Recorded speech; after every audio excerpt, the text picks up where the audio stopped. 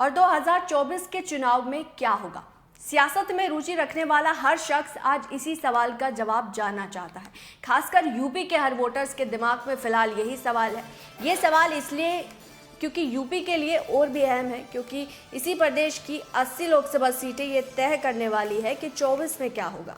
क्या पीएम मोदी तीसरी बार केंद्र की सत्ता में वापसी कर पाएंगे या उनकी विदाई होगी?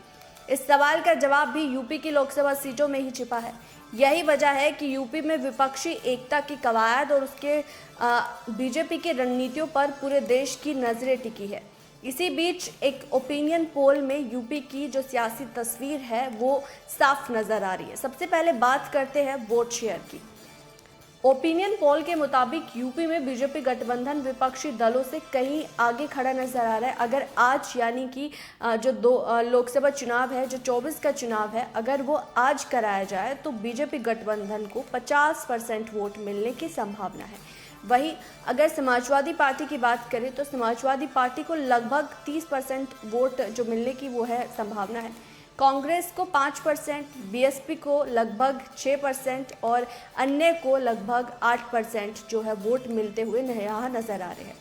अगर हम ओपिनियन पोल के मुताबिक बीजेपी की सीटों की बात करें तो बीजेपी को 68 से 72 सीटें इसमें मिलती हुई नजर आ रही है। समाजवादी पार्टी को 4 से 8 सीटें, कांग्रेस को 1 से 2 सीटें और बीएसपी को 0 में से 1 सीटें, अन्य को 3 से 4 सीटें मिलने का अनुमान जताया गया है। यानी कि ओपिनियन पोल की माने तो सीटों के मामले में उसे कोई यूपी में टक्कर देता भी नजर नहीं आ रहा। यहाँ एक बात और साफ कर देना ज़रूरी है कि ओपिनियन पोल के आंकड़े और असल परिणामों में फ़र्क हो सकता है, क्योंकि ये महज एक ओपिनियन पोल है जो कभी कभी सटीक बैठ जाता है तो कभी जो अंतर है वो थोड़ा बहुत ऊपर नीचे हो जाता है। तो इस ओपिनियन पोल से बीजेपी एक बार फिर से केंद्र की सत्ता में वापसी करते हुए नजर आ रही है। इसके मुताबिक बीजेपी गठबंधन को 385 से लेकर 325 सीटें जो है वो मिल सकती है। कांग्रेस गठबंधन को 101 से ज़्यादा 149 सीटें मिल सकती है और टीएमसी को 20 से 22 सीटें मिल सकती है। वहीं बीजेपी को बता दें कि 12 से 14 सीटें, बीआरएस को 9 से 11 सीटें, आप को 4 से 7 सीटें और सपा को 4 से 8 सीटें और अन्य को 18 से 38 सीटें मिलने का अनुमान जताया जा रहा है।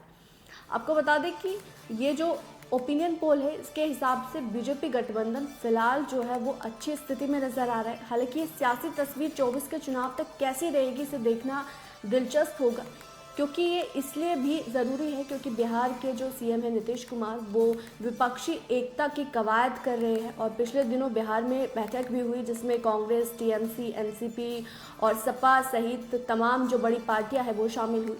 विपक्ष की कवायद है कि वो बीजेपी के सामने संयुक्त कैंडिडेट उतारे ताकि विपक्षी वोटों का बंटवारा ना हो सके। ऐसे में 24 की असल सियासी लड़ाई के पर्याप्त रोचक होने के जो तमाम संभावनाएं हैं वो नजर आ रही है।